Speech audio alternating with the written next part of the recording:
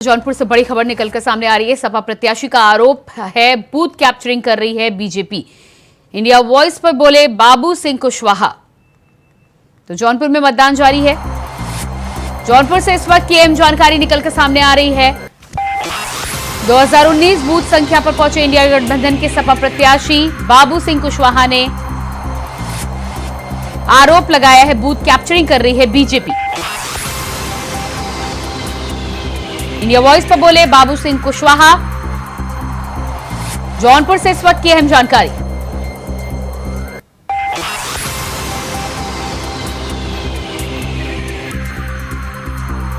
जौनपुर में मतदान जारी है। समाजवादी पार्टी की इंडी गठबंधन से बाबू सिंह कुशवाहा जो कि उम्मीदवार है।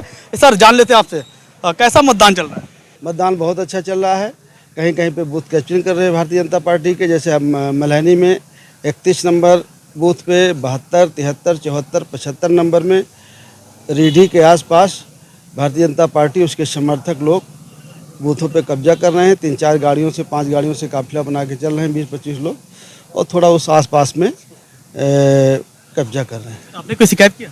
हाँ कर दिया। अब आपको भी बता दिया। क्या निकला रिजल्ट? अभी कुछ कार्रवाई हुई नहीं। मतदान प्रतिशत जो है 43 हो चुका है। क्या लगता है कितना जाएगा? मतदान तो देखिए कुछ बूथों में 45-50 तक हुआ है अभी, कुछ बूथों में। ओवर ऑल आप 43 बता रहे हैं, मुझे जानकारी नहीं है, लेकिन ठीक है, बढ़ेगा। जनता जो किन मुद्दों पर वोट करे, विकास के मुद्दे पे या जाति का समीकरण? संविधान को बचाने के लिए बीजेपी करे संविधान कोई खतरे में नहीं है? नहीं, उनके लोगों ने ही तो कहा है कि संविधान को बदलेंगे, हमने थोड़ी कहा है। उनके मंत्री लोगों ने कहा है, उनके कैंडिडेट ने कहा है, उनके सलाहकार ने कहा है, हमने थोड़ी कहा है। उन्होंने कहा कि संविधान को बदलेंगे। क्या मानते हैं निष्पक्ष चुनाव हो रहा है? निष्पक्ष चुनाव नहीं हो रहा है।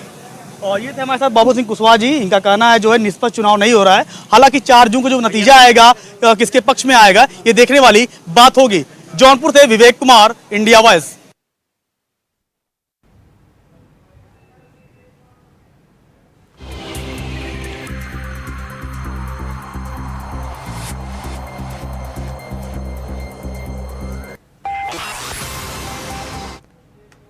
जारी है समाजवादी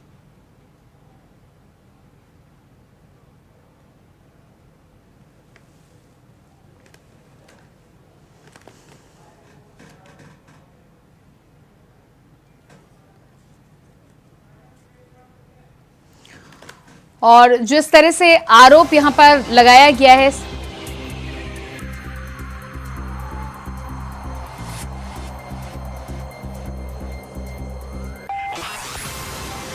और संवाददाता विवेक कुमार हमारे साथ लाइव जुड़ चुके हैं। जी विवेक, जिस तरह से शिकायत निकलकर सामने आ रही थी, बाबू सिंह कुशवाहा ने आरोप लगाया बूथ कैप्चरिंग को लेकर, क्या कुछ जानकारी आपको अभी तक मिली है?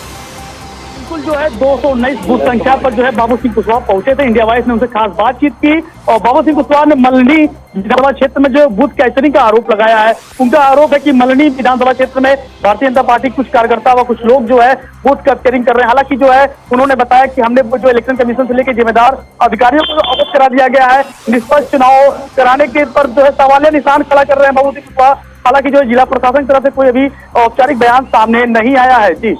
जी बिल्कुल। तो जिस तरह से जिला प्रशासन की तरफ से औपचारिक बयान सामने नहीं आए, इलेक्शन कमीशन को क्या शिकायत की गई है इस पूरे मामले में, और जो आरोप लगाए जा रहे हैं उन आरोपों को लेकर क्या कहीं और से भी पुष्टि आ रही निकलकर सामने आ रही है? मतदाताओं की क्या शिकायत है?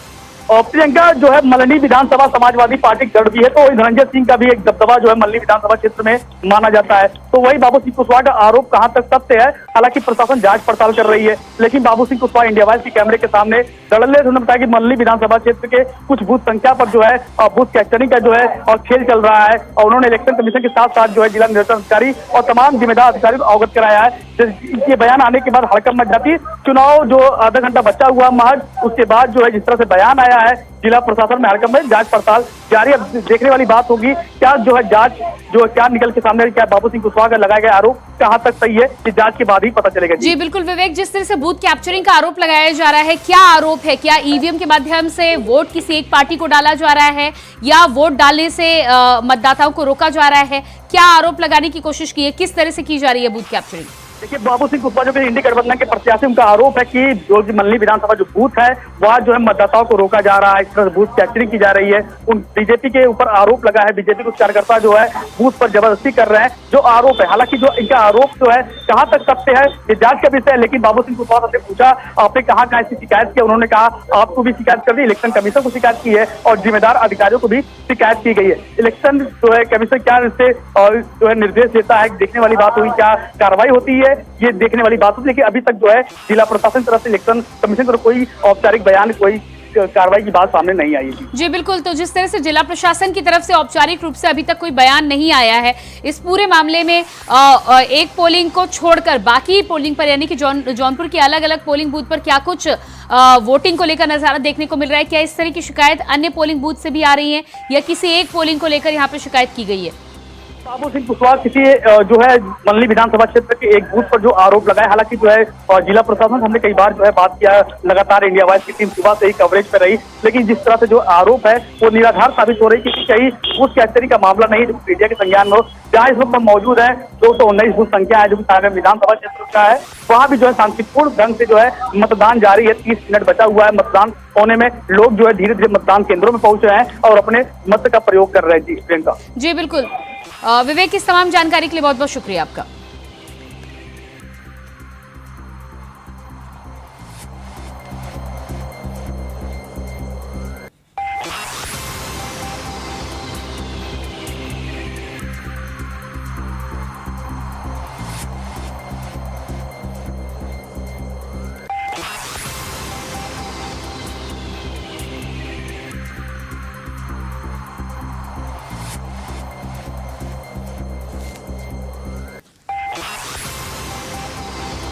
करना चाहता हूँ कि गर्मी बहुत है, फिर भी घर में ना बैठें, वोट जरूर डालें, अपने मत का अधिकार जरूर इस्तेमाल करें और तानाशाही के खिलाफ सब लोग वोट डालें। जबरदस्त उत्साह है मतदान के पहले घंटे में ही। मुझे लगता है कि भारी संख्या में वोटिंग टर्नआउट है और ये टर्नआउट दिखा रहा है कि लोग जो है कहीं ना कहीं इस क्षेत्र में बदलाव चाहते हैं। शुरुआती घंटों में कुछ शिकायतें थी, कहीं पे जो है मशीन स्लो चल रहा था, कहीं मशीन काम ही नहीं कर रहा था। मैं उम्मीद करता हूं कि ईसीआई जो है जल्द से जल्द इसको रिजॉल्व कर देगी और लोकतंत्र का यह महापर्व जो है उसमें भारी से भारी संख्या में लोग हिस्सा लेंगे और इस क्षेत्र में परिवर्तन होगा। भैया देखो, बिहार को बदनाम मत करो। बिहार भारत माता की जय वाला है, भारत के टुकड़े टुकड़े वाला नहीं हो सकता। ये जो वोट है ना, देश हित के लिए है। आज हर व्यक्ति देश हित में जा रहा है वोट करने, राष्ट्र हित में, और राष्ट्र हित में सब कोई नरेंद्र मोदी जी के साथ खड़ा है। दूसरे जो विपक्ष के लोग हैं ना, उन्होंने अपना परिचय दे दिया। आप सोचिए, जो भारत की सेना को गाली देने वाले लोग, जो घर घर से अफजल जैसे आतंकवादी निकालने की बात करते हैं, जो छत्तीसगढ़ में और कहीं जब नक्सलियों के साथ लड़ाई में हमारे अर्धसैनिक बल शहीद होते हैं, तो ये कन्हैया कुमार जैसे लोग उस पर जश्न मनाते हैं। वो चुनौती में हो सकते हैं। इस बार बहुत ज्यादा उम्मीद है और जो नारा था कि 400 पार, वो तो कहीं नजर नहीं आ रहा है और लगातार पहले फेज से लेके लगातार जो है वो बीजेपी की सीट्स जो है कम होती हुई दिखाई दे रही हैं। और इसका कारण ये है कि जो रियल इश्यूज हैं, जो असली मुद्दे हैं बेरोजगारी के, महंगाई के, पूरे इलेक्शन कैंपेन में अगर आप देखें तो इन पे कोई चर्चा नहीं है और लोग जो हैं उस तरह की राजनीति से थक चुके हैं और इस बार बदलाव के लिए लोग जो हैं वोट कर रहे हैं। जी, मैं सबसे आग्रह करना चाहती हूँ कि घर से बाहर निकलें और अपने कर्तव्य का पालन करें और घर से निकलकर वोट डालें। लोकतंत्र का उत्सव मनाने का समय है और सब मिलकर वोट डालने के लिए बाहर निकलें। प्रधानमंत्री, चाहे वो फर्स्ट टाइम वोटर हों चाहे अन्य लोग हों, सब लोग मिलकर वोट डालें क्योंकि ये हमें संविधान ने अधिकार दिया है, लेकिन मैं ऐसा मानती हूँ कि सिर्फ अधिकार नहीं बल्कि हमारा कर्तव्य है। प्रधानमंत्री के इस उत्सव में सब नागरिकों के साथ साथ खास तौर से स्थल की तपोभूमि कैथल, कुरुक्षेत्र की धर्मभूमि कुरुक्षेत्र,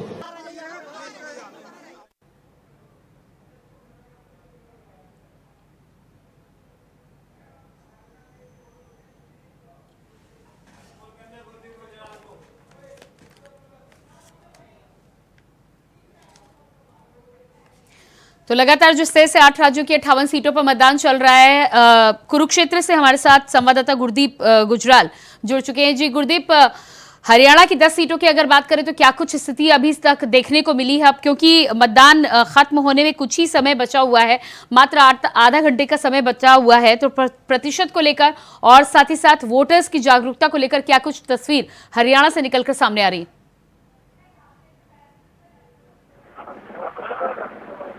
जी गुरदीप, क्या मेरी आवाज आप तक पहुंच पा रही है?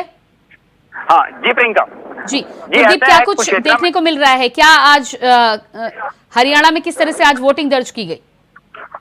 सुबह 7 बजे से लेकर प्रियंका और दोपहर तक पूरी वोटिंग का पूरा जोर था। इतनी गर्मी होने के बावजूद जो वोटिंग के लिए नौजवान से लेकर बुजुर्ग से लेकर हर वर्ग के जिनसे अपनी महिलाएं थी, बच्चे थे, सब इनके साथ वोटिंग के लिए आए हुए थे। बच्चों में भी इतना उत्साह था कि अपने माता पिता के साथ आए हुए देखना चाहते थे किस तरह वोटिंग होती है इतनी गर्मी होने के बावजूद। और इस समय हमारे साथ कुछ युवा हैं जो इस समय वोटिंग करने के लिए आए हुए हैं। आपको भी मैं कहता हूं कि उनसे जब बातचीत भी करा के दे किस मुद्दे पे वो वोटिंग करना चाहते हैं। जी बिल्कुल, नहीं इसे छोड़िए। जी सर। जी सभी को जय श्री राम।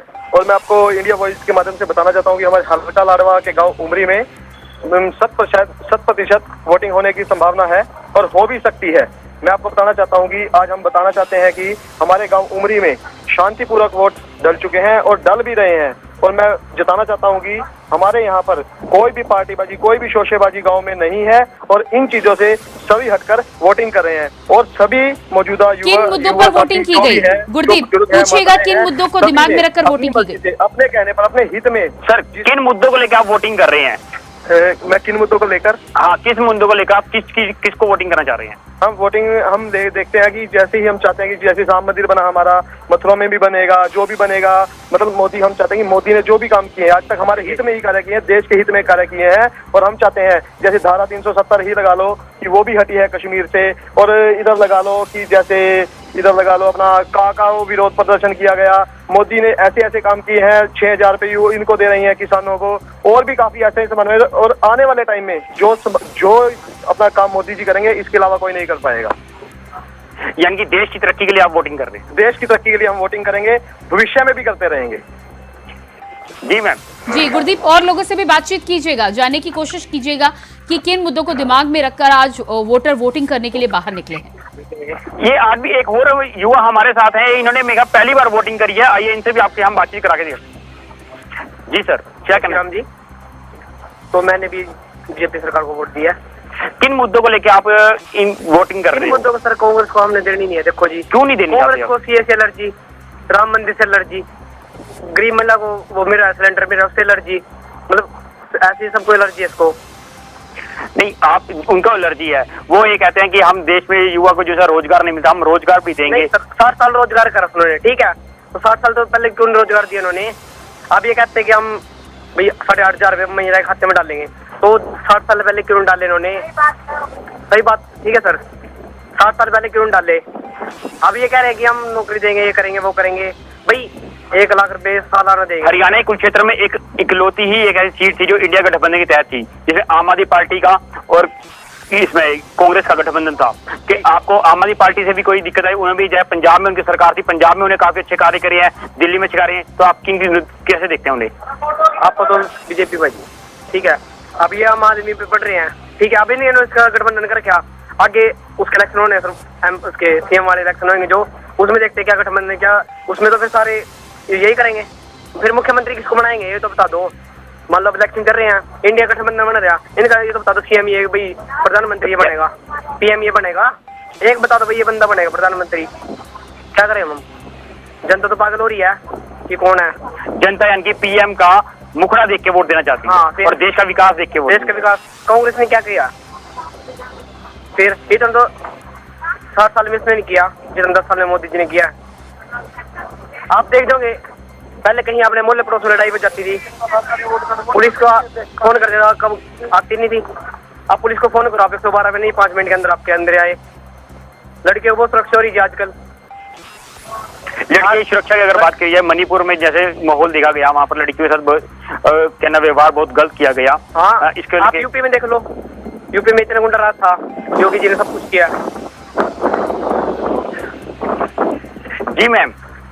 जी बिल्कुल गुरदीप, तो जिस तरह से कई मुद्दों को ध्यान में रखकर लोग वोट करते हुए नजर आए हैं, राजनीति की अगर बात करें तो जिस तरह से भारतीय जनता पार्टी और इंडिया गठबंधन में टक्कर देखने को मिल रही थी, हरियाणा में माना जा रहा है कि भारतीय जनता पार्टी को जिस तरह से पिछली बार 10 की 10 सीटें मिली थी, क्या इस बार कोई नुकसान होता हुआ नजर आ रहा है? जी प्रियंका, जो वोटिंग के अकॉर्डिंग है इंडिया गठबंधन के तहत यहाँ पर कुरुक्षेत्र की सिर्फ एक मात्र सीट थी जो इन्हें दी गई थी। जो इस समय है वोटिंग के दौरान अगर हम प्रचार की बात करी जाए और देखा जाएगा, जो भाजपा ने अपने प्रचार लिस्ट में बताया गया है युवाओं को रोजगार दिया जाएगा, अस्पताल खोल जाएंगे, गरीबों को शिक्षा दी जाएगी, स्कूल का जो है मॉडल बनाए जाएंगे। और यही मुद्दे लेकर आम आदमी पार्टी के जो यहाँ के प्रत्याशी थे सुशील गुप्ता जी, उन्होंने भी यही मुद्दे रखे। जो इनेलो पार्टी से थे अभय जटा, उन्होंने भी ऐसे ही मुद्दे रखे। तो देखना यह होगा, त्रिकोणा मुकाबला चल रहा था यहाँ पर कि जो सरकार यहाँ की जनता है वो किसके सिर पर ताज बांधती है। देखने को यह आएगा कि टक्कर दो तरफ चल रही है, एक सुशील गुप्ता की तरफ से और एक नवीन जिंदल की तरफ से जो बीजेपी का प्रत्याशी है। जी, पूर्व मुख्यमंत्री मनोहर लाल खट्टर की सीट पर किस तरह का मुकाबला देखने को मिल रहा है? जी, वो करनाल की सीट है, जो वहां का अगर देखा जाए तो वहां पर भी अगर हम बात करते हैं तो सब यही कहते हैं कि हम विकास के नाम पर वोट देंगे। जो हरियाणा में जैसे विकास हुआ है, जैसे ऊपर देखा जाए कि मोदी सरकार ने जो विकास किया है, 370 हटी है, जिन मुद्दों को लेकर ये कहते हैं, अगर देखा जाए तो जो विकास हुआ है उसको लेकर देखा जाए तो ये सभी ये कहते हैं कि हम मोदी के साथ हैं और मोदी को वोट देंगे। जी बिल्कुल, लगातार इंडिया गठबंधन की तरफ से दावा किया जा रहा था, तो क्या 10 सीटों में जिस तरह से विकास को लेकर आप बात कर रहे हैं, कुछ सीटें ऐसी भी हैं जहां पर लड़ाई कांटे की नजर आ रही हो? सर सबसे पहले यहीं पे कुरुक्षेत्र के अंदर ही ये कांटे की टक्कर लग रही है, जो क्योंकि हरियाणा में सिर्फ एकमात्र ही सीट थी जो इंडिया गठबंधन के तहत थी, नवीन जिंदल और सुशील गुप्ता। जो इनका प्रचार था, जो इनके मैन्युफैक्चरर में जो इनमें वादे किए गए थे, उन वादों को देखते हुए जनता कुछ उधर की तरफ और कुछ इधर पलटा बराबर का चल रहा है। देखना यह होगा कि अब जनता जनार्दन 4 तारीख को किसके सिर पर ताज बांधती है।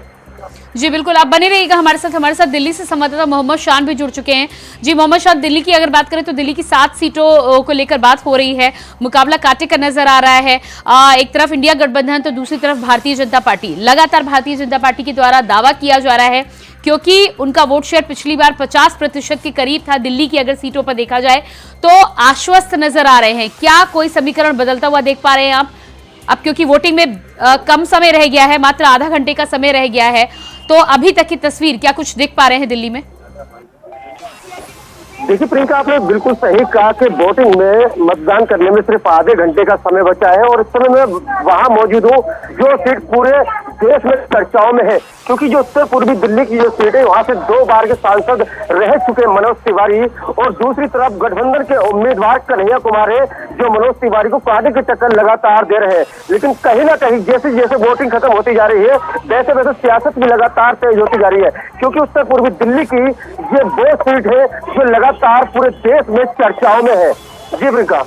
जी बिल्कुल, तो चर्चा में बनी हुई है। उस सीट की अगर बात किया है तो मनोज तिवारी बनाम कन्हैया कुमार, दोनों ही तरफ से जोरदार कोशिशें की जा रही थी। 2 बार के सिटिंग सांसद हैं, क्या स्थिति है? तीसरी बार हैट्रिक लगाएंगे या कन्हैया कुमार इस हैट्रिक पर ब्रेक लगाएंगे?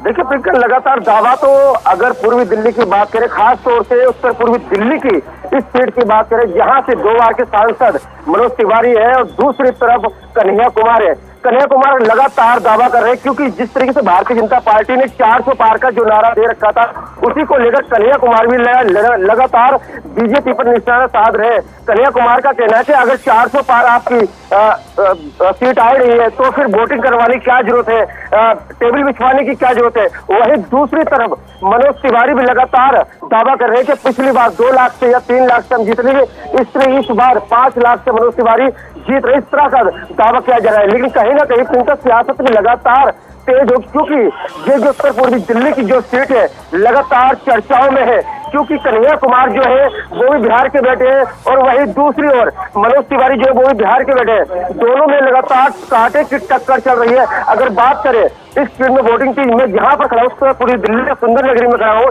यहाँ पर 61% लगातार वोटिंग हो चुकी है। यहाँ पर कुछ ही समय बचा है, आधे घंटे का लगभग समय बचा है। जो मतदान जिन्होंने नहीं किया है वो लोग यहाँ पर जो रह गए वो लगातार यहाँ पर आते जा रहे हैं और अपना वोट जो कीमती वोट है वो लगातार डालते जा रहे हैं। लेकिन अगर दूसरी तरफ बात करें करें मनोज तिवारी की, तो मनोज तिवारी का दोबारा से जो कहा जा रहा है कि हैट्रिक मारने के पूरे चांस है, लेकिन कन्हैया कुमार भी वही जो गठबंधन के उम्मीदवार है वो दावा कर रहे हैं कि अब की बार मनोज तिवारी यहाँ से नहीं जीतेंगे, क्योंकि मनोज तिवारी ने यहाँ पर विकास नहीं करा है, सड़कों का निर्माण नहीं करा है, चाहे वो शिक्षा हो। वही कन्हैया कुमार का खास तौर से कहना है कि अगर मैं जीतता हूं तो जो विकास मनोज तिवारी ने नहीं कराया मैं पूरे तरीके से विकास करवाऊंगा, चाहे वो सड़कों का हो, चाहे वो शिक्षा का हो, चाहे वो पानी का हो। लगातार कन्हैया कुमार जो है रोड शो उन्होंने किया, उन पर चाटे का हमला भी हुआ, जो लगातार उन्होंने कन्हैया कुमार का कहना है कि मनोज तिवारी बिहारी होकर बिहारी पर हमला करवाता, इस तरह का उन्होंने कहा था। जी प्रियंका। जी बिल्कुल मोहम्मद शान, इस तमाम जानकारी के लिए बहुत शुक्रिया आपका। हमारे साथ कुरुक्षेत्र से गुरदीप गुजराल भी जुड़े हुए थे, आपका भी बहुत बहुत शुक्रिया। तो लगातार जिस तरह से 8 राज्यों की 58 सीटों पर मतदान हो रहा है, मतदान समाप्त होने में अब कुछ ही समय बचा है और इसी बीच आपको सुनवाते हैं कुछ अहम राजनीतिक बयान, क्या कुछ कह रहे हैं राजनीतिक दिग्गज। विषय है मेरे लिए। जब पहली बार मैंने वोट डाला था तो फादर के साथ गया था और आज फादर को साथ लेके आके, फादर इज नाउ 95 ईयर्स और 95 वर्ष की उनकी आयु है। उन्होंने मेरे साथ आज वोट डाला, मेरी वाइफ के साथ भी हम हैं, सब लोग, बेटी भी है, तो सब फैमिली में 3 जनरेशन में वोट हम लोग एक साथ डाले आज। ये बड़ा मेरे लिए गर्व का विषय है और हर वोटर को पूरे कंट्री में जरूर वोट डालना चाहिए। यूथ को, हर किसी को वोट डालना, और इस बार हमने कोशिश भी बहुत किया कि इसको बहुत ही समावेशी बनाए। मैं सभी मतदाताओं से अपील करता हूं कि विकसित भारत के संकल्प को पूरा करने के लिए, भारत को दुनिया का सिरमौर भारत बनाने के लिए और हमारे आने वाले भविष्य को सुनहरा बनाने के लिए सभी मतदान करें, अवश्य मतदान में भाग लें। जो पहली बार मत देने वाले हैं वो लोकतंत्र के महायज्ञ में अवश्य भाग लें और भारत की सरकार बनाने में अपना योगदान दें। देखिए, चुनाव लोकतंत्र का महापर्व है और पूरी दुनिया का सबसे बड़ा लोकतंत्र है भारत। मैं लोगों से अपील करूंगा, हाथ जोड़कर विनती करूंगा कि भारत के संविधान की मजबूती के लिए, लोकतंत्र की रक्षा के लिए, तानाशाही के अंत के लिए इस बार अपना वोट करें, जरूर निकले वोट देने के लिए। अभी हमने मतदान किया है और मैं दिल्ली के सभी लोगों से अपील करना चाहता हूं कि ज्यादा से ज्यादा मतदान करें, क्योंकि संविधान और लोकतंत्र की मजबूती हमारे मतदान में है। ये अवसर 5 साल में एक बार आता है, इसलिए देश के भविष्य के लिए, लोकतंत्र और संविधान की मजबूती के लिए ज्यादा से ज्यादा मतदान करें। मैं सभी भाइयों बहनों, सभी मतदाताओं से अपील करता हूं कि ज्यादा से ज्यादा अपने मत का प्रयोग करें। ये प्रजातंत्र है, प्रजातंत्र में मत की ही, वोट की ही ताकत है और अपनी ताकत का समय है कि अपनी ताकत का सभी हमारे मतदाता, 36 बिरादरी, सभी मतदाता उसका प्रयोग करें। क्योंकि मिराया अपने कॉलेज छोड़ के आई है अभी 3-4 दिन के लिए कि अपने वोट करें और जरूर यूथ का यही है कि बदलाव होना चाहिए और ये उनका समय है और सबको बाहर निकलना चाहिए और वोट डालें और इंडिया गठबंधन को एक मौका दें और प्रगति और देश को प्रगति की ओर के तरफ जाएंगे। दुनिया के लिए अजूबा है। तो आपने सुने कुछ अहम राजनीतिक बयान और इसके बाद आइए सीधे रुख कर लेते हैं न्यूज रूम का। न्यूज रूम से मेरे सहयोगी अजितेश मिश्रा बड़ी खबर के साथ आ रहे हैं। ओवर टू यू अजितेश जी।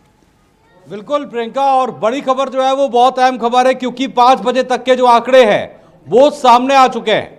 देश भर में अगर हम बात करें 5 बजे तक के आंकड़ों की, तो वो आंकड़े जो इस तरह से कह रहे हैं, वो कह रहे हैं कि दरअसल 57.70% वोटिंग अब तक हुई है और ये अपने आप में एक अहम खबर है क्योंकि 5 बजे तक के आंकड़े सामने आ गए हैं। और वहीं पश्चिम बंगाल में रिकॉर्ड तोड़ वोटिंग हुई है जहां पर 77.99% वोट पड़े हैं। और अभी तक अगर हम देखें पहले से छठे चरण तक पश्चिम बंगाल में ये सबसे ज्यादा वोटिंग हुई है। बिहार में बात करें तो बिहार में 52.24% मतदान हुआ। हरियाणा में 5 बजे तक 55.93% वोट पड़े हैं। जम्मू कश्मीर की बात करें जहां पर शाम 5 बजे तक ही एक्चुअली वोटिंग थी, वहां पर के आंकड़े 51.35% हैं। झारखंड की बात करें, झारखंड में भी शाम 5 बजे तक ही मतदान था और वहां पर 61.41% मतदान हुआ है। दिल्ली की बात करें तो दिल्ली में यही वोट प्रतिशत हालांकि बिहार से थोड़ा कम है, यहाँ पर 53.73% वोट पड़े हैं। ओडिशा की बात करें तो ओडिशा में 59.69% मतदान हुआ है। यूपी में बात करें तो यूपी में शाम 5 बजे तक 52.02% मतदान हुआ है। जी बिल्कुल, ये देश भर के आंकड़े थे जो आपको लगातार हम बता रहे हैं, और कुल आंकड़ों की बात करें पूरे देश के और इन तमाम राज्यों को मिलाकर तो 57.70% मतदान हुआ है और ये 5 बजे तक का आंकड़ा है। और इसके साथ ही साथ प्रियंका आगे बढ़ते हुए अगर हम उत्तर प्रदेश की बात करें तो वो भी महत्वपूर्ण है। उत्तर प्रदेश में शाम 5 बजे तक 52.02% मतदान हुआ है। चूंकि 14 लोकसभा सीटों पर वोटिंग का जिक्र हो रहा है तो अम्बेडकर नगर में अब तक 59.53% मतदान हुआ। इलाहाबाद में यही मतदान 49.30% हुआ। आजमगढ़ में 5 बजे तक 54.20% वोट पड़े। बस्ती की बात करें तो बस्ती में 55.03% वोटिंग हुई है। भदोही में 50% से ऊपर वोटिंग हुई। डुमरियागंज में 50.62% वोट पड़े। और जौनपुर अपने आप में एक महत्वपूर्ण सीट जहां पर 52.65% वोट पड़े हैं। और यहां से अगर हम देखें भदोही से शुरू होते हुए लालगंज तक जाते हैं तो आंकड़े मिलते जुलते नजर आते हैं। लालगंज में भी 52.86% वोटिंग हुई। मछली शहर में भी बिल्कुल ऐसे ही मिले जुले आंकड़े 52.10% मतदान हुआ। संत कबीर नगर में 1% कम मछली शहर से 51.11% वोट पड़े।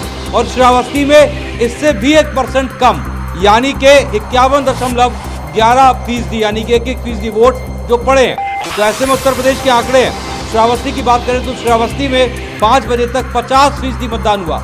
लगातार जैसे जैसे हम आपको सीट बता रहे हैं वहां पर 1% वोट जो है वो कम हुआ है उस सीट के हिसाब से जो अगली सीट के हम आंकड़े आपको दिखा रहे हैं। इसके बाद सुल्तानपुर की बात करें, मेनका गांधी सभी लोग जानते हैं बेहद महत्वपूर्ण सीट थी।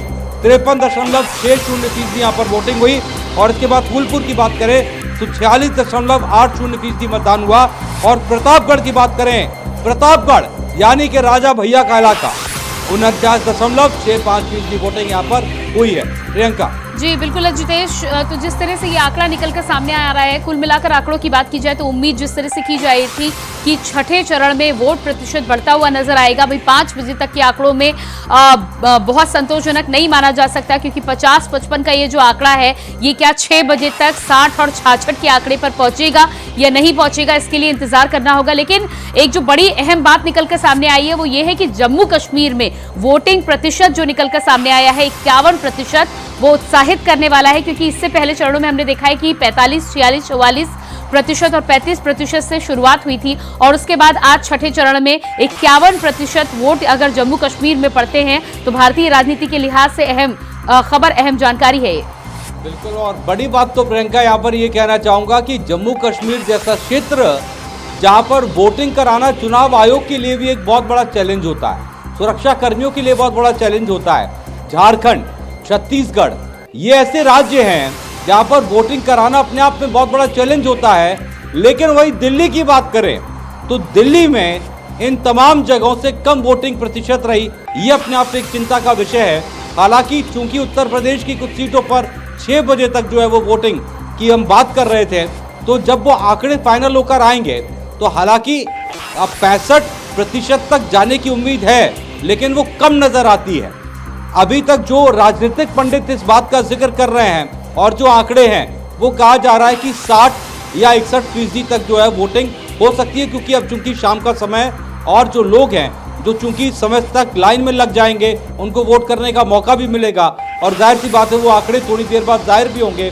तो जाहिर सी बात है 60 से 61% जो उत्तर प्रदेश की वोटिंग है वो जा सकती है। फिलहाल इस बात का आकलन किया जा रहा है। जी बिल्कुल, तो छठा चरण अब क्योंकि समाप्त होने वाला है, अब से कुछ ही मिनटों के बाद छठे चरण की वोटिंग समाप्त हो जाएगी और इसके बाद आंकड़ों को लेकर एक बार फिर से 7वां चरण बचेगा, जिसके आधार पर एक्यूमुलेट किया जा सकता है कि पिछले चुनाव की अपेक्षा इस साल किस तरह का वोट प्रतिशत है। हालांकि अजितेश जी, अगर जानकारी की हम बात करें तो पिछले चुनाव की अपेक्षा अगर देखा जाए 19 और 14 में अगर वोट प्रतिशत की बात की जाए तो 66 और 67% वोट करीब पड़ा था बीजेपी के पक्ष में और 37% वोट बीजेपी के खाते में गया था, 19% वोट करीब कांग्रेस के खाते में गया था। तो यहां पर अगर 66 और 67% की बात करें तो क्या लगता है आपको कि अब तक जो आंकड़े निकलकर सामने आए हैं, हालांकि कुछ चरणों में आंकड़े अच्छे निकलकर सामने आए, लेकिन क्या लगता है 7वां चरण जब हो जाएगा तो क्या 66 और 67 के आंकड़े को 2024 के चुनाव छू पाएंगे? उम्मीद की जा सकती है, लेकिन चूंकि प्रियंका जी अपने आप में अगर आप समझें, क्योंकि 2014 उसके बाद 2019 और 2014 में आप 92% ऐसे जर्नलिस्ट थे जिन्होंने जो प्रिडिक्ट किया था वोटिंग परसेंटेज, इवन रिजल्ट तक, वो सच साबित हुआ। 2019 आया, कुछ ऐसा ही हुआ, लेकिन 2024 एक ऐसा चुनाव बन गया है जो अपने आप में तमाम राजनीतिक पंडितों को फिर से गुड़ा भाग करने पर मजबूर करना पड़ रहा है। वो कर रहे हैं खुद को, क्योंकि यहाँ पर जो voting percentage up and down जो हो रहा है, और खास तौर पर जैसे हमने एक चरण में देखा जिस वक्त मुरादाबाद की सीट उत्तर प्रदेश की थी जो मुस्लिम बहुल कही जाती है, संभल सीट थी जो मुस्लिम बहुल कही जाती है, और उससे पहले वहां पर वो वोटिंग प्रतिशत कम रहता था, लेकिन इस बार वहां पर वोटिंग प्रतिशत सबसे ज्यादा रहा। तो इस बार ये प्रिडिक्ट करना बहुत मुश्किल हो रहा है बड़े बड़े पत्रकारों के लिए भी, राजनीतिक पंडितों के लिए भी, कि ये वोटिंग परसेंटेज जा के सूर रहा है, वोटर्स के मन में आखिरकार है क्या। हालांकि एक उदासीनता हो सकती है, लेकिन चूंकि जब संदेश चुनाव आयोग की तरफ से है, संदेश हम सब की तरफ से भी है कि वोट जरूर करिए, क्योंकि ये तो आपकी जिम्मेदारी है, ये आपका अधिकार है, इसे पूरा करिए। और अगर ऐसा होता है 7वें चरण में, हालांकि अगर हम सब कुछ कमियां गिनाएं प्रियंका जी तो वो ठीक नहीं होगा। पहले चरण से लेकर आज तक के चरण की अगर हम बात करें, वोटिंग प्रतिशत में कई जगह सुधार भी हुआ है जी। पश्चिम बंगाल हालांकि शुरुआत से टॉप पर है और आज भी टॉप पर है, लेकिन बाकी जगह अगर हम बात करें सुधार हुआ है। तो ऐसे में 7वें चरण में उम्मीद की जा सकती है कि कुछ और सुधार जो है वो हो, वोटिंग परसेंटेज बढ़े, रिजल्ट कुछ भी हो। लेकिन चूंकि कहा जाता है, और अटल जी ने भी एक बार कहा था कि लोकतंत्र जिंदा रहना चाहिए और लोकतंत्र का ये पर्व है, तो वोटिंग प्रतिशत बढ़ना चाहिए। रिजल्ट जो भी हो, कोई भी जीते कोई भी हारे, लेकिन वोटिंग परसेंटेज हमेशा बढ़े, लोग अपने मताधिकार का इस्तेमाल करें, ये जरूरी है। जी बिल्कुल, ये बेहद जरूरी है और लगातार इसके लिए चुनाव आयोग से लेकर हर कोई अपील करता हुआ नजर आता है, फिर चाहे वो राजनीतिक पार्टियां हो या फिर मीडिया हो, लगातार अपील करते हुए नजर आते हैं और देखना ही होगा। और कुछ ना कुछ असर यहाँ पर जरूर नजर आता है, क्योंकि अजितेश जी, अगर 2014 और 19 के आंकड़ों के साथ ही साथ 2004 और 9 के आंकड़ों की हम बात करें तो पहले जो वोटिंग प्रतिशत हुआ करता था वो करीब 58% हुआ करता था जब यूपीए की सरकार बनी थी। और उसके बाद जब, क्योंकि बदलाव कहा जाता है, जिस तरह से राजनीतिक पंडित कहते हैं कि बदलाव की आंधी जब आती है और राजनीतिक बयार जब देखने को मिलती है तब बम्पर वोट पड़ता है, और वही नतीजा देखने को आया था। अब क्योंकि 66-65 के आसपास का ही ये रुझान और ढर्रा नजर आ रहा है, ऐसे में क्या ये माना जा सकता है कि कहीं ना कहीं हैट्रिक का रास्ता भी छठे चरण के आते आते तक साफ नजर आ रहा है? हाँ, कह सकते हैं ऐसा हम लोग, क्योंकि देखिए जब 14 की बात हुई थी, 14 में हमने देखा था किस तरह से बम्पर वोटिंग हुई थी, और उस समय जैसा कि मैंने कहा 92% जो राजनीतिक पंडित थे उनके जो प्रेडिक्शन थे वो सफल हुए थे, उन्होंने जो कहा था वैसा हुआ था और वो वोटिंग के जरिए पता चल गया था। 19 आई, कुछ इसी तरह की स्थिति रही, वो 14 के कामों पर मोहर लगाकर हुई।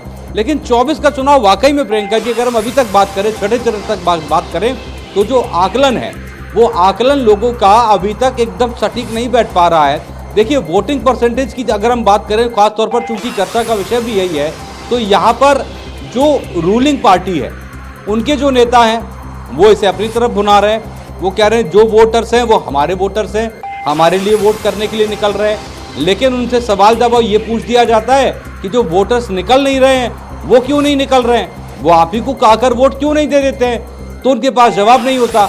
अब जब जो अपोजिशन पार्टी है उनसे जब इसको लेकर सवाल होता है तो वही कहते हैं कि जो वोटर्स निकल रहे हैं ये हमें वोट देने के लिए निकल रहे हैं, क्योंकि सरकार को इन सब कोई उम्मीद बची नहीं है। तो फिर सवाल उठ जाता है कि जिनको सरकार से उम्मीद नहीं है तो वो आपको वोट क्यों नहीं कर रहे हैं। कुल मिलाकर वोटिंग परसेंटेज को फिलहाल रिजल्ट से पहले भुनाने की कोशिश होती है, और इसीलिए आपको याद होगा इलेक्शन कमीशन ने रोक लगा दी थी तमाम उन एग्जिट पोल्स पर जो वोटिंग के बीच में आने लगते थे।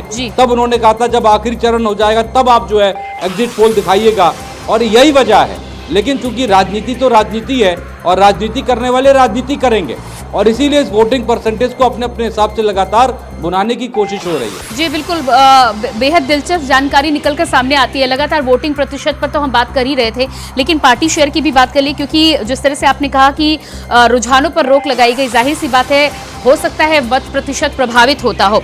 अगर यूपी की सरकार की बात करें तो जब 2004 और 9 में सरकार बनी थी तब यूपीए के पास जो आंकड़ा था वोट शेयर का वो 28% था, और एनडीए को उस समय 22% वोट मिलते हुए नजर आते थे। धीरे धीरे ये आंकड़ा बदला है, और ताजा स्थिति की अगर हम बात करें यानी कि 2019 के चुनाव के वोट शेयर की बात करें तो बीजेपी 37% वोट लेकर सत्ता में आई है, और कांग्रेस का जो वोट शेयर है वो 28 से घटकर 19 आया है। यानी कि अब जब नतीजे सामने आएंगे 2024 के तब पता चलेगा कि एक तरफ 28 से 19 की स्थिति यूपीए की आई थी और दूसरी तरफ 22 से 37 की स्थिति एनडीए की बनी थी। क्या कुछ बदलाव आने वाले समय में आता है, इसके लिए इंतजार तो जरूर करना होगा, लेकिन ये आंकड़े बड़े दिलचस्प हैं। बिल्कुल जाहिर सी बात है प्रियंका जी, आंकड़े बहुत दिलचस्प हैं। और चूंकि जब देखिए जब बात केंद्र की सत्ता की बात होती है तो उत्तर प्रदेश को हम कभी भूलते नहीं हैं, और हम भी इस बात पर जरूर फोकस रखते हैं कि उत्तर प्रदेश को छोड़ना भी नहीं है, क्योंकि उत्तर प्रदेश दरअसल ये तय करता है कि दिल्ली में सरकार किसकी बनेगी। लेकिन जब हम लोकसभा चुनाव का आकलन करते हैं प्रियंका जी, तो विधानसभा चुनाव का आकलन भी हमें करना पड़ेगा, क्योंकि वोटर्स वही होते हैं। और चूंकि उत्तर प्रदेश की अगर हम बात करें, उत्तर प्रदेश में अभी बीजेपी की सरकार है और केंद्र में बीजेपी की सरकार है। लेकिन थोड़ी देर पहले अब हमारे सीनियर तिलक जी से जब मेरी बातचीत हो रही थी तो जब ये चर्चा चली तो उन्होंने एक आंकड़ा दिया और जो बहुत महत्वपूर्ण है। उन्होंने बताया कि दरअसल जब 2022 के विधानसभा चुनाव में अगर हम देखें, जी अजितेश जी माफ कीजिएगा, आपको मैं बीच में रोकना चाहूंगी। बड़ी खबर निकलकर बस्ती से सामने आ रही है। बस्ती से इस वक्त की अहम जानकारी निकलकर सामने आ रही है। लोकसभा की हरैया विधानसभा का मामला, बूथ संख्या 80 पर बताया जा रहा है मामला। बीजेपी सांसद पर लगे आरोप, सपा के बूथ एजेंट के साथ अभद्रता के लगे आरोप, गाली गलौज और धमकी देने का आरोप। तो बीजेपी सांसद पर आरोप लगे हैं, सपा के बूथ एजेंट के साथ अभद्रता करने का आरोप लगाया गया। इसके अलावा गाली गलौज और धमकी देने का भी आरोप बीजेपी नेता पर लगे हुए हैं। गाली गलौज और धमकी देने का आरोप निकलकर सामने आ रहा है। सपा के बूथ एजेंट के साथ अभद्रता के आरोप, बूथ संख्या 80 का ये मामला। बस्ती से इस वक्त की अहम जानकारी, तो बस्ती की बूथ संख्या 80 पर ये घटना की आप तस्वीरें भी देख पा रहे हैं, किस तरह से झड़प होती हुई यहां पर नजर आ रही है। बीजेपी सांसद पर अभद्रता करने का आरोप लगाया गया है, सपा के बूथ एजेंट के साथ की गाली गलौज।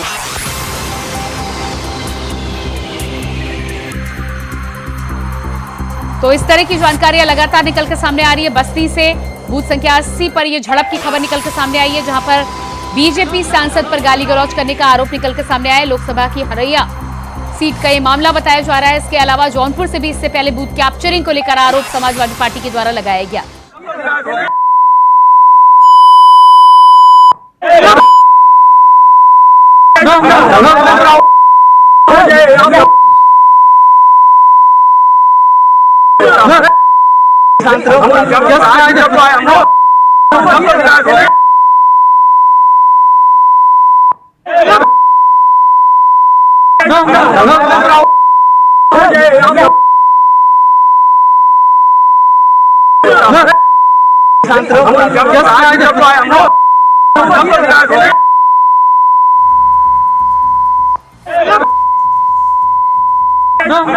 तो ये बस्ती से आप देख पा रहे हैं तस्वीरें। यहां पर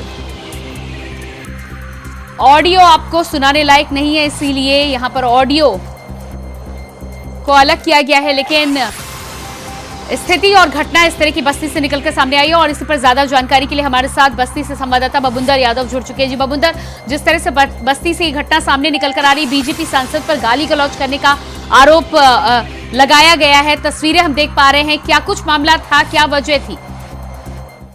वहाँ पे ये था कि जो कि बस्ती बीजेपी सांसद हरीश द्विवेदी और जो कि मनाए बूथ था जो कि उस हरैया 6 विधानसभा में पड़ता है परशुरामपुर इलाके में, जहाँ पर सपा समाजवादी पार्टी के एजेंट राजकुमार नाम का था, जिससे गाली गलौज किया और धमकी दिए कि अभी तुम्हारे खानदान को आज उठा लूंगा। इस तरीके से उन्होंने कहा अभी अशोक को भी भेजता हूँ। इस तरीके लगातार जो कार्यकर्ताओं को धमकी दे रहे थे और कहीं ना कहीं इस तरीके देखा जाए कि सर जिस तरीके सत्ता का जो है उसका जो दुरुपयोग की बात की जाए तो कहीं ना कहीं सांसद लगातार जिस तरीके से एक कार्यकर्ता को जो है अपशब्द का प्रयोग कर रहे थे, तो कहीं ना कहीं इससे लोगों उसमें आहत है और इस तरीके से उनको कहना भी नहीं चाहिए था। जी बबुंदर, किस बात को लेकर ये घटना घटी थी, क्या वजह थी? वजह यहाँ ये था इस तरीके से कि वोट को लेकर के जिस तरीके से उनका यहाँ ये तरीके हो रहा है, तो कहीं ना कहीं देखा जाए तो उनको लग रहा था कि जो है ज्यादा वोटिंग हो रही है, मतलब एक बच्चे इस तरीके से, तो कहीं ना कहीं लोगों में रोष भी है। एक तरीके से सांसद लगातार जैसे 10 साल से सांसद हैं, तो लोगों में एक हिसाब से रोष भी है इनके खिलाफ, तो सांसद पूरी तरीके से जो इन लोगों ने समाजवादी जो पार्टी के कार्यकर्ता जो आरोप लगा रहे हैं कि सांसद जी गाली गलौज दिए, तो वो लगा रहे हैं कि मतलब जैसे सांसद जी पूरी तरीके से जो है उनको लगा कि ये गलत हो रहा है ऐसा वैसा, लेकिन कहीं ना कहीं उन लोगों का कहना है कि ये खुद जबरदस्ती जो है हम लोगों से जो है करना चाह रहे हैं। जी, क्या इस घटना को लेकर सपा के द्वारा लिखित शिकायत दी गई है चुनाव आयोग को या फिर पुलिस के द्वारा इस पर कोई संज्ञान लिया गया है? जी हाँ, वो सोशल मीडिया के द्वारा जो है इससे जो है पार्टी आईडी से जो शिकायत किया गया है। अभी तक लगातार जो है हर चीज की शिकायत की जा रही है। अभी हाल ही में देखा जाए तो कई जगह जो है मशीनें खराब हो गई थी, कई जगह एक कोई अभी शिकायत एक और हुई थी कि जो है भाजपा के कुछ एजेंट कोई नेता थे कि जो कि अंदर बैठ करके जो है वोटिंग करवा रहे थे, तो इसको भी लेकर की भी शिकायत हुई जी थी। बिल्कुल, इस तमाम जानकारी के लिए आपका बहुत बहुत शुक्रिया। और हमारे साथ हमारे सहयोगी अजितेश मिश्रा भी जुड़ गए थे, आपका भी बहुत बहुत शुक्रिया। तो लगातार जिस तरह से 8 राज्यों की 58 सीटों पर वोटिंग चल रही है, अब वोटिंग में कुछ ही समय बचा हुआ है, ताजा और पल पल की जानकारी आप तक लगातार पहुंचाते रहेंगे, लेकिन फिलहाल रुकते हैं एक छोटे से ब्रेक के लिए।